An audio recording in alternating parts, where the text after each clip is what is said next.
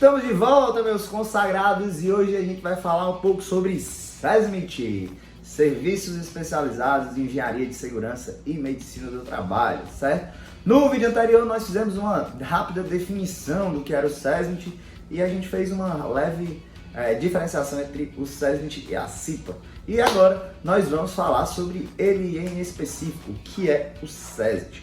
A sigla SESMIT, S-E-S-M-T, tá? Algumas pessoas falam SESMIT, SESMT, tá? Mas, assim, eu costumo falar SESMIT, é uma forma mais fácil de falar, certo? O SESMIT, ele é um conjunto de pessoas, um agrupamento de empregados da empresa, ou apenas um, dependendo da empresa, tá? Que vai ter o seguinte significado: serviços especializados em engenharia de segurança e medicina do trabalho, tá bom? Então, são dois S, né?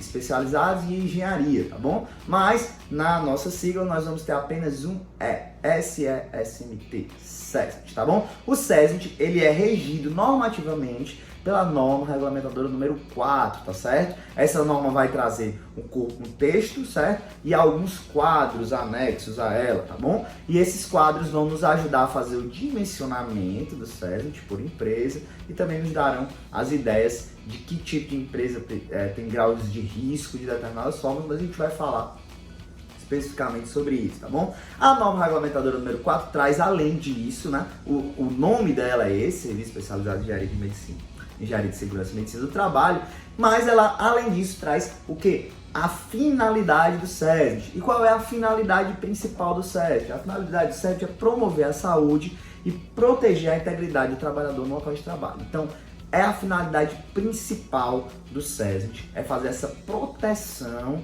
da saúde, proteger a integridade física do trabalhador, tá bom? Então, todas as ações que o SESMIT fizer, tudo aquilo que a gente disser aqui para vocês nesse vídeo, são os objetivos e o que o SESMIT deve fazer, tem somente essa finalidade de promover a saúde, proteger essa integridade física do trabalhador, tá bom?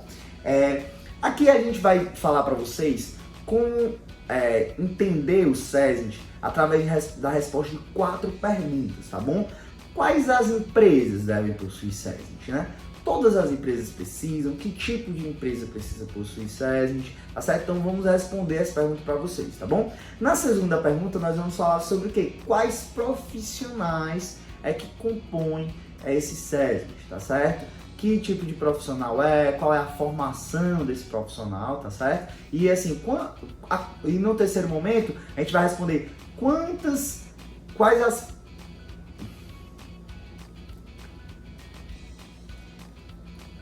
No terceiro momento, a gente vai falar quais as principais atividades desses profissionais que nós definiremos na pergunta anterior. Então, que atividades são essas? Certo? Quais são legalmente as coisas que o SESMIT precisa fazer como atividade, tá, dentro das empresas para que faça essa promoção da saúde e proteção da integridade física do trabalhador no local de trabalho, certo? E a última pergunta, a quarta pergunta é: quantas pessoas devem ter no SESMIT? Quantos profissionais o SESMIT precisa ter, tá bom? Então, nesse vídeo a gente vai responder essas 4 perguntas, e respondendo essas 4 perguntas, com certeza vocês vão estar aptos a perceber e entender bem o que o SESMIT faz, como ele é composto e quantas pessoas compõem esse SESMIT e finalmente a gente entender e compreender o SESMIT bem direitinho, beleza?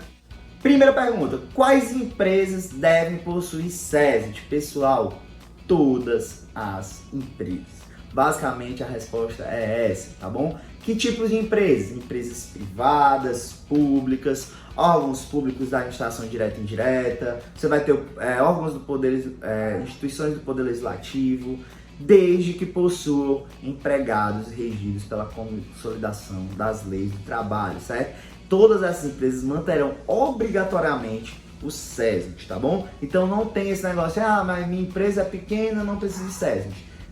Calma, certo? Segundo a NR4, todas as empresas, sejam elas privadas, públicas, órgãos da administração direta, indireta, legislativo, judiciário, todas, desde que possuam empregados regidos pela CLT, devem possuir SESMIT, tá bom? O que acontece? Às vezes a empresa é muito pequena, certo? Então não possui pessoal suficiente ou necessário para que se tenha um gasto com profissionais empregados na empresa como integrantes do SESMIT, tá bom? Então, existe um quadro na NR4, que é o quadro número 1, que ele vai dizer a partir de quantos funcionários a empresa tem a obrigatoriedade de ter um SESMIT próprio, tá certo? Ou seja, um SESMIT de funcionários da empresa, de empregados da empresa, tá bom? Então, não necessariamente, porque você tem uma empresa de 2 funcionários e esses são regidos pela CLT, é obrigatório que você tenha, por exemplo, um técnico de segurança na empresa, ou seja, você vai estar contratando 50% do seu pessoal só para cuidar de saúde e segurança do trabalho, sendo que a sua empresa só tem 2 funcionários. Isso não faz sentido técnico e econômico, tá bom? Então, não necessariamente todas as empresas manterão um SESMIT próprio. O que a NR4 fala? Que as empresas deverão manter pelo menos alguém especializado para cuidar, por exemplo, dos seus programas legais, certo? Do seu PGR, do seu PCMSO, certo? Ou seja, a empresa tem a obrigação de ter alguém como consultor ou alguma coisa do tipo, no intuito de fazer toda a parte de consultoria de saúde e segurança do trabalho em relação à utilização de equipamentos de proteção individual, emissão de laudos, programas de gerenciamento de riscos, programa de controle da saúde ocupacional, certo? Então, em específico, não é necessário que toda empresa, certo, possua SESMIT próprio, viu, Zé? Então, não vai ter que toda empresa ter um setor lá do SESMIT com o seu técnico de segurança, um engenheiro, um médico. Não teria viabilidade nenhuma. Você já imagina, você tem uma loja de venda de roupa com 2 funcionários, aí tem que ter um médico. Entendeu? Você não vai ter dinheiro para pagar esse médico, tá bom? Então, a norma não obriga você a fazer isso, apesar de que qualquer empresa, toda empresa manterá, de acordo com a NR4, especificamente, tá? Ela é muito expressa em relação a isso, toda empresa manterá obrigatoriamente um SESMIT, tá? Desde que, obviamente, próprio se passar dos valores do dimensionamento previsto no quadro da NR4. Vamos lá para a nossa segunda pergunta. Quais profissionais constituem o SESMIT, tá bom? Que tipos de profissionais, quais as suas formações, tá bom? Beleza? O primeiro desses profissionais, né, é o que, por exemplo, vos fala nesse momento. Eu sou engenheiro de segurança do trabalho, tá bom? Então eu poderia ser parte de algum SESMIT, de alguma empresa. E aí vamos lá, qualquer empresa privada, pública, órgão da administração direta, indireta, legislativo e etc. que tenham empregados regidos pela CLT, tá bom? Então, eu poderia sim fazer parte de algum SESMIT. Por quê? Porque eu sou engenheiro de segurança do trabalho.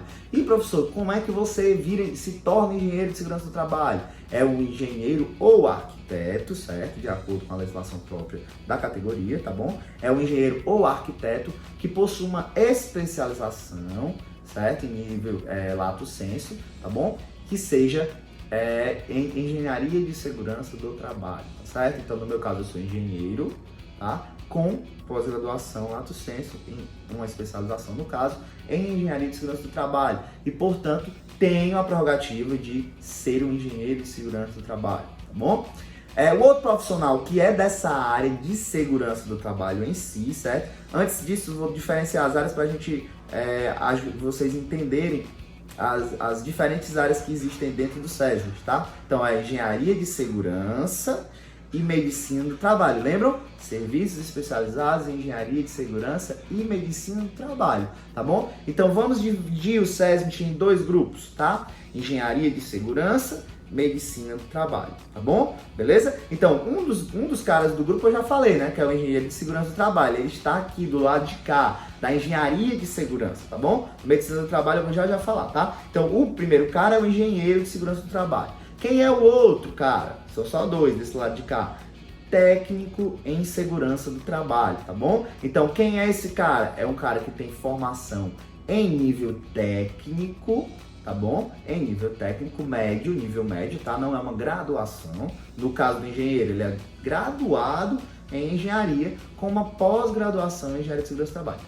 No caso do nível técnico, esse cara ele tem uma formação técnica em nível médio, tá? De educação, tá bom? Então ele vai fazer um curso técnico na área de segurança do trabalho, tá bom? E esses 2 caras, eles vão atuar de formas meio que distintas, mesmo que dentro do mesmo rol. Quando existem os 2 dentro da empresa, O engenheiro de segurança do trabalho, ele vai trabalhar dando as diretrizes, organizando, gerenciando, pensando as formas de atuação, certo? Em conjunto com o técnico. O técnico vai auxiliá-lo, especificamente no que diz respeito à implementação das atividades gerenciais pedidas. O técnico vai estar mais em campo, junto aos trabalhadores. O técnico vai estar solicitando que os trabalhadores utilizem os equipamentos de proteção individual, vai estar fazendo as vistorias com mais frequência, tá certo? Até porque normalmente o número de técnicos é superior ao número de engenheiros, tá certo? Então normalmente você tem, a gente vai falar um pouco sobre isso, mas normalmente a empresa possui mais de 3 técnicos ou 4 para poder ter a necessidade de ter pelo menos um engenheiro, tá bom? Então é importante que vocês entendam o seguinte: é como se o engenheiro, no caso aqui, ele fosse o gestor da área de segurança do trabalho, e o técnico auxiliasse na implementação. Ninguém aqui está dizendo que o engenheiro é melhor do que o técnico, pelo contrário, o técnico ele tem funções até muito mais importantes, de estar em campo, de estar cobrando o uso de equipamento de proteção individual, de estar observando o que é certo, o que está sendo feito correto, observando os erros, tá? E levando isso para o SESMIT, para que aí, em conjunto com o engenheiro, eles todos possam pensar a segurança do trabalho, tá certo? Dentro do que diz respeito ao que o SESMIT traz como finalidade e atividades principais, tá bom? Então, perceberam? Engenheiros de segurança, técnicos de segurança do trabalho, tá bom? Então esses dois caras, eles trabalham em conjunto, nenhum dos dois é mais importante do que o outro, tá bom? No entanto, trabalham de formas diferentes, tá? Eles possuem, digamos assim, habilitações diferentes, tá bom? Por exemplo, o engenheiro de segurança, outra coisa, o engenheiro de segurança pode assinar determinadas coisas que o técnico não tem habilitação para isso, então é necessário que o engenheiro faça assinatura de laudos de insalubridade, laudos técnicos de condições ambientais de trabalho, tá certo? Coisas que o técnico não tem habilitação formal para isso, tá? Então, eles atuam de formas distintas, nenhuma das duas formas é mais importante que a outra, certo? Elas se complementam, beleza? E fazem com que a empresa se torne mais segura, tá bom? Vamos lá para outra ala do SESMIT, lembrando que faz todo mundo parte do mesmo time, tá bom? Só estou falando isso para diferenciar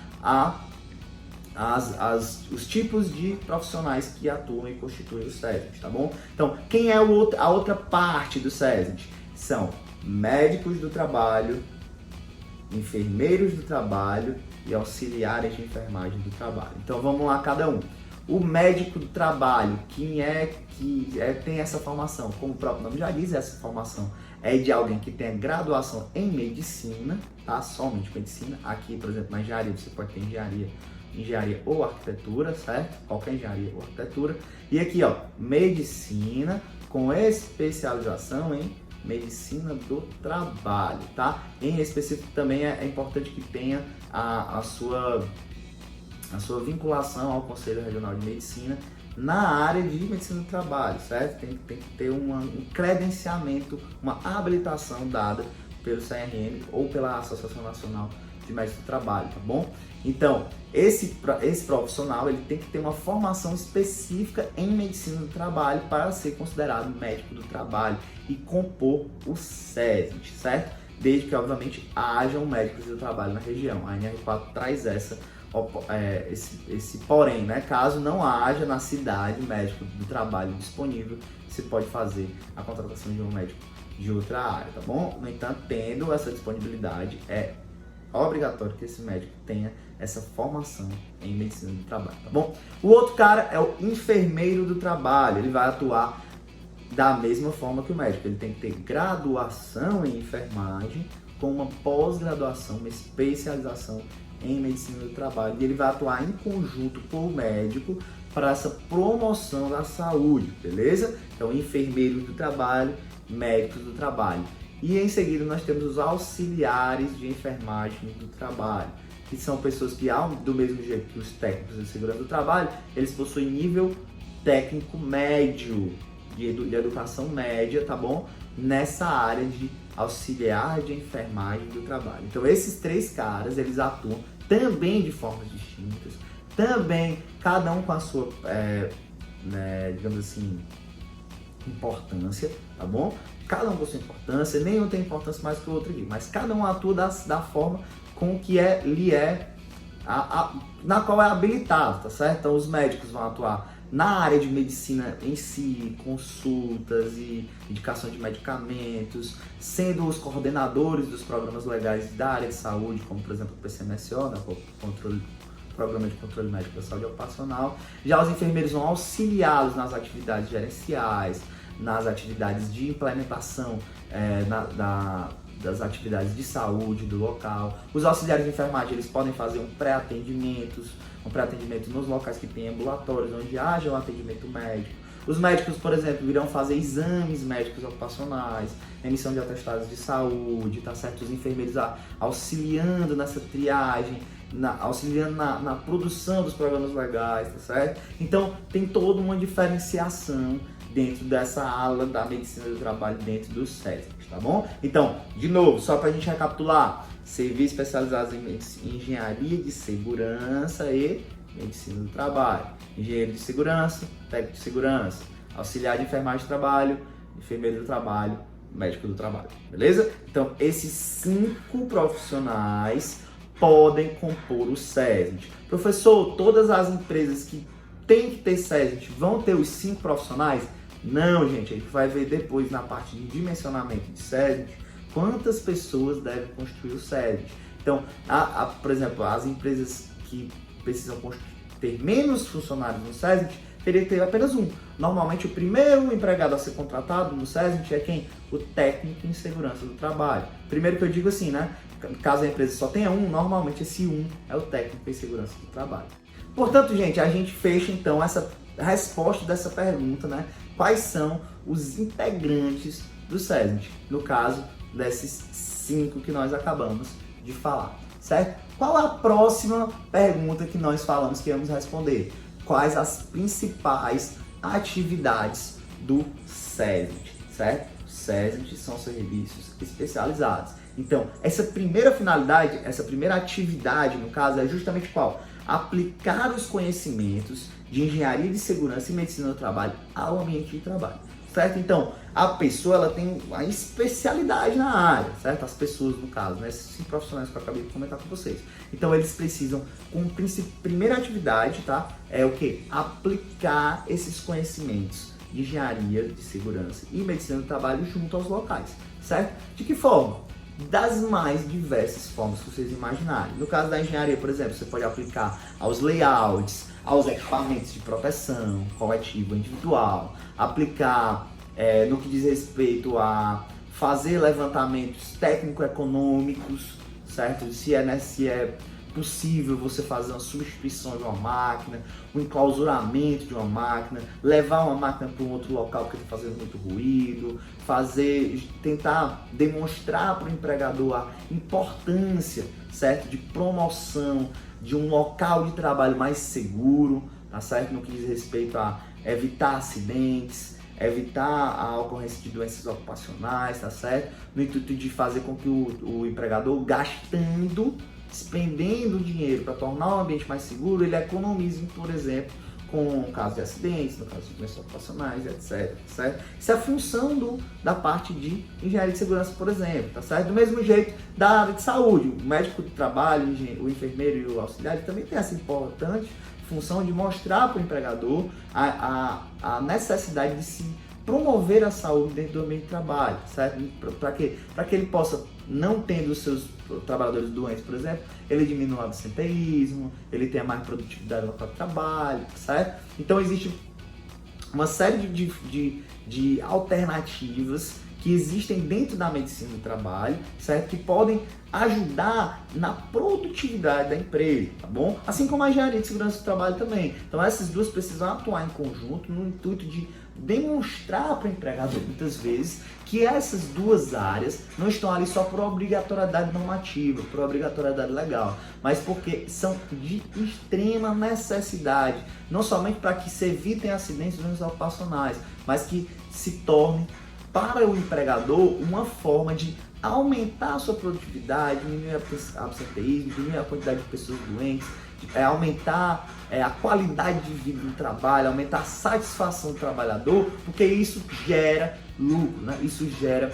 produtividade, isso gera dinheiro no bolso do empregador, tá bom? A segunda principal atividade do SESNIT é justamente qual? Que eles analisem, tanto os engenheiros quanto os médicos de trabalho, todas as possibilidades para eliminação de riscos, tá certo?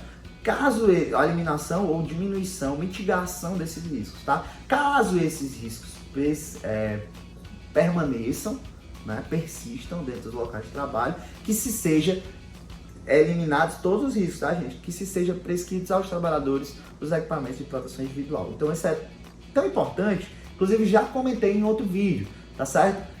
Os engenheiros, segurança, médico, todo o pessoal do SESNIT, tá bom? Eles precisam atuar de forma a que reduzir os riscos, tá? No primeiro momento tentar eliminar, não conseguindo eliminar, tentar reduzir, ao ponto de que não havendo mais possibilidades, ou seja, esgotadas as possibilidades, eles determinem que ali estão esgotadas as possibilidades no que diz respeito às relações técnico-econômicas, tá bom? E aí você disponibilizar, prescrever equipamentos de proteção individual dos trabalhadores, ok? Uma terceira atividade do SESNIT é a colaboração na instalação de novos equipamentos ou novas tecnologias dentro da empresa. Justamente porque o empregador ele vai fazer no local de trabalho alguma alteração, alguma construção, alguma alteração científica, tecnológica, a compra de uma máquina, a compra de um equipamento, uma mudança de layout.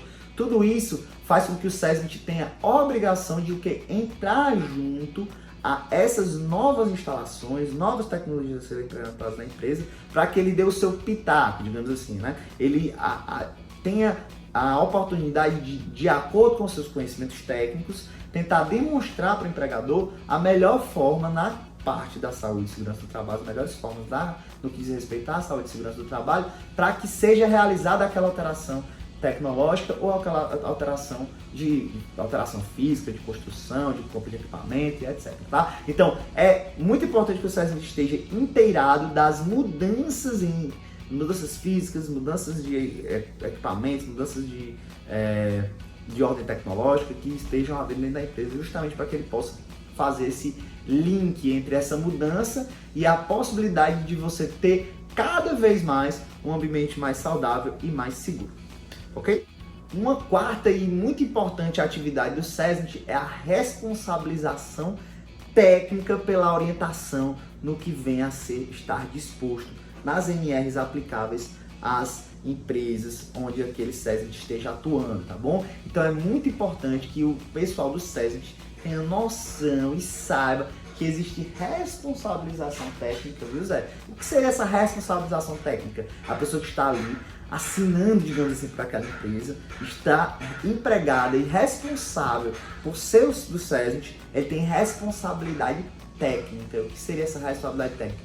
Por eles serem habilitados, por serem o pessoal habilitado formalmente, por ter formação legal naquela determinada área, eles têm uma responsabilidade, certo, de estar aplicando tudo que está disposto nas normas regulamentadoras, as quais a empresa tem relação, né? Obviamente, porque existem normas que a empresa não tem nada a ver, né? Ou seja, um frigorífico não precisa atender a NR32, que é de serviços hospitalares, né? Então, nas NRs nas quais essa empresa se, digamos assim, identifica que é necessária a sua implementação, tá certo? É importante que exista a responsabilização. O SESNIT, ele tem essa responsabilidade técnica de aplicar tudo que consta nessas NRs dentro das empresas nas quais esse SESNIT se encontra. Uma outra atividade muito importante, e tem a ver inclusive com o nosso vídeo anterior, é a importante relação que deve haver entre o SESNIT e a CIPA, certo? O SESNIT ele tem o dever de apoiar a CIPA, treinar e atender às suas necessidades, tá bom? Então essa é uma atividade muito importante do SESNIT. A CIPA, enquanto Comissão Interna de Prevenção de Acidentes do Trabalho, ela vai gerar determinadas demandas. Ela vai ter necessidade de treinamento e necessidade de apoio no que diz respeito às suas demandas, tá bom? Então, a CIPA, por exemplo, num levantamento de rotina, numa determinada reunião ordinária ou extraordinária, pode necessitar do SESNIT nesses três aspectos: treinamento, apoio e atendimento, tá certo? Então a CIPA pode gerar uma determinada demanda, tá bom? E o SESNIT tem que, como obrigação, como uma atividade também, uma das suas principais, pegar essa demanda da CIPA, tá certo? E trazer para si no intuito de tentar resolvê-la, né, internamente, ou levar o empregador para a sua resolução imediata. Principalmente se for algum problema de grave iminente risco dentro da empresa e que a CIPA tenha vindo a identificar, tá certo? Então, é muito importante que o SESNIT esteja trabalhando em conjunto, a NR4 fala em permanente relacionamento com a CIPA, tá certo? Então, apesar de serem diferentes, a própria norma, ela fala que o SESNIT precisa estar junto, precisa estar apoiando, precisa estar atendendo, precisa estar treinando a CIPA, no intuito de que a CIPA tenha uma efetividade cada vez maior, uma produtividade cada vez maior dentro das empresas. Uma outra atividade do SESNIT é o que diz respeito a treinamento de pessoal, no que tange a parte de diminuição de acidente de trabalho e também de doenças ocupacionais. Então é obrigação do SESNIT promover, realizar atividades nas quais eu haja conscientização, educação e orientação dos empregados em relação a esses dois aspectos, saúde e segurança, né? Ou seja, prevenção de acidentes e de doenças ocupacionais, tá certo? Então o SESNIT, além de tudo isso que faz, ele também tem a obrigação de estar realizando atividades, fazendo com que a empresa se mexa, se movimente, no sentido de fazer o quê? Com que os trabalhadores tenham acesso a esses treinamentos de orientação, de educação, tá certo? No intuito de tornar a empresa cada vez mais segura no que diz respeito ao que os trabalhadores têm que fazer e não devem fazer, tá certo? Então, essa educação, esse treinamento é de extrema importância. A segurança do trabalho não vive sem treinamento, porque sem treinamento os trabalhadores não sabem o que fazer no que diz respeito a isso. Não vão saber como se comportar dentro do ambiente de trabalho, não vão saber como tornar o seu trabalho mais seguro, não vão utilizar os equipamentos de proteção da forma correta, tanto os individuais quanto os coletivos, não vão saber fazer nada quando houver uma emergência, tá certo? Então tudo isso, gente, é uma questão de orientação, de educação, de treinamento. Segurança do trabalho é treinamento, pessoal. É uma coisa que é muito importante de ser dito. E o SESNIT tem toda a importância do mundo nesse aspecto.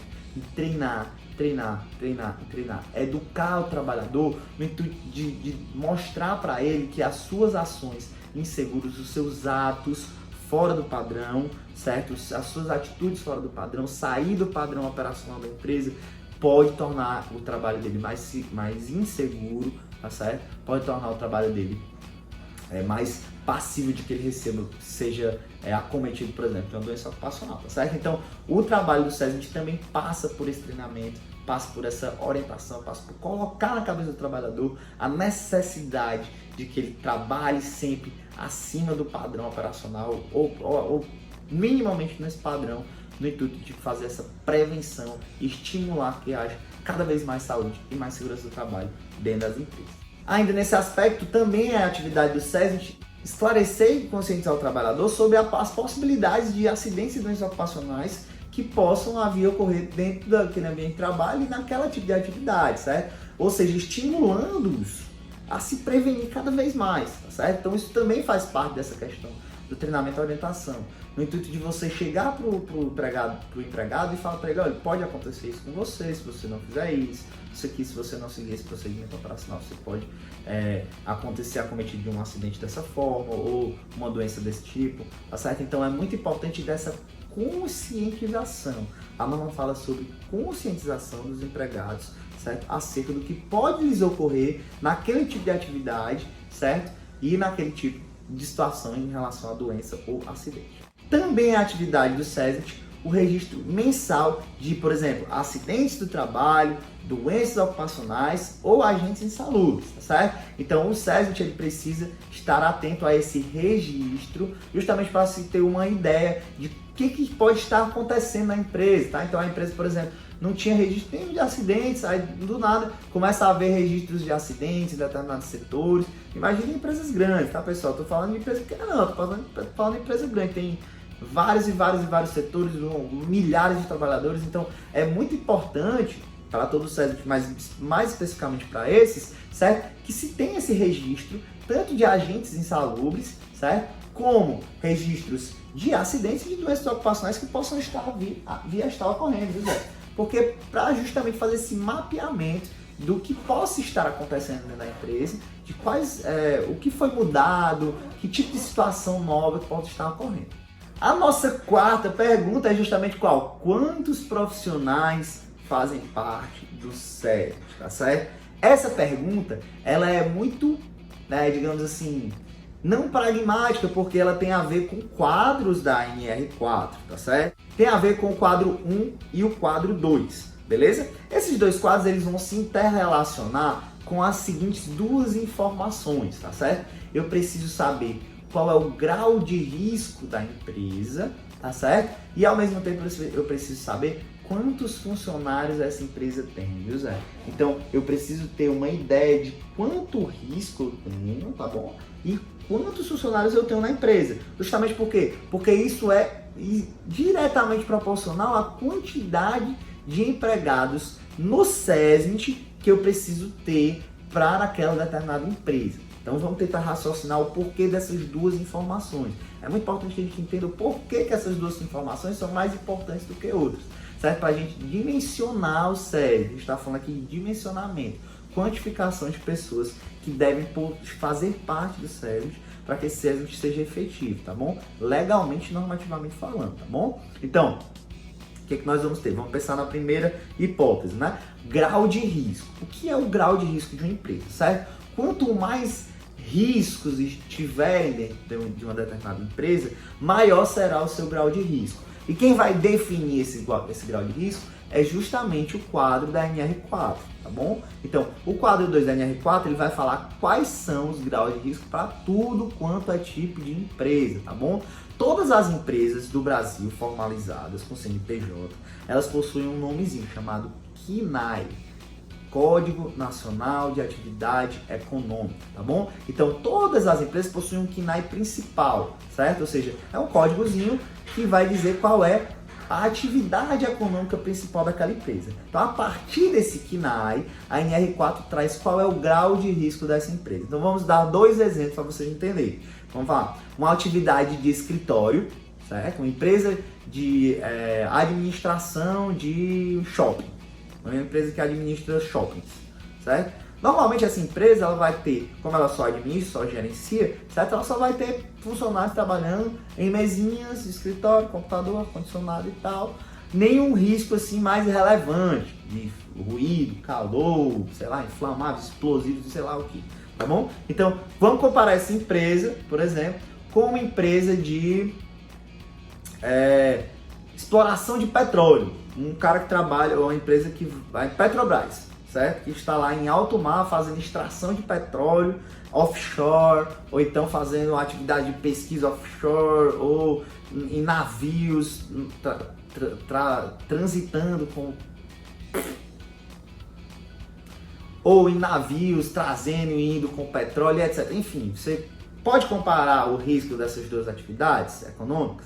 Claro que não, gente. Então, não há como comparar nesses dois extremos. Também não dá para comparar esse aqui com, por exemplo, uma empresa de abate de suínos ou de caprinos ou de frangos, etc. Não dá, porque essa também é mais arriscada do que essa e provavelmente menos do que essa, tá bom? Então, a NR4, ela traz uma gradação de riscos, tá certo? Essa gradação de riscos, ela vem o quê? Grau de risco 1, grau de risco 2, grau de risco 3, grau de risco 4, tá certo? Então eu tenho 4 níveis de risco, certo? Esses riscos estão associados exatamente a esse tipo de as atividades econômicas principais. Então a norma vai lá e vai dizer, ó, administração de empreendimentos é nível 1, exploração de petróleo é nível 4, abate de suínos, por exemplo, é nível 3, é grau de risco 3, tá certo? Então, vai depender do tipo de atividade econômica, essa atividade vai estar vinculada aos graus de risco 1, 2, 3 e 4 do quadro da NR4, tá certo? Então, é muito importante que vocês entendam que quanto mais arriscado for o negócio, quanto mais arriscada for essa atividade econômica, maior a necessidade de pessoal, justamente para quê? Para estar gerenciando, pensando, treinando, cobrando, criando formas do local de trabalho estar mais saudável e mais seguro, tá? Então, mais risco, maior quantidade de pessoal é necessária para o SESI, beleza? 1.1. Ponto 2, número de empregados, tá? Por que isso? Olha, se eu tenho 100 empregados, com um número reduzido, mesmo que eu tenha uma empresa de um grau de risco muito alto, eu não preciso de tantos empregados assim para conseguir gerenciar a saúde e a segurança do trabalho de 100 empregados, tá? Mas se eu tiver 5.000, quantas pessoas dentro do SESI eu deveria ter? A mesma de 100? Não faz sentido. Então, se eu tenho grau de risco 4, vamos colocar a atividade mais arriscada que tem, tá bom? Eu tenho 100 empregados aqui, 5.000 aqui.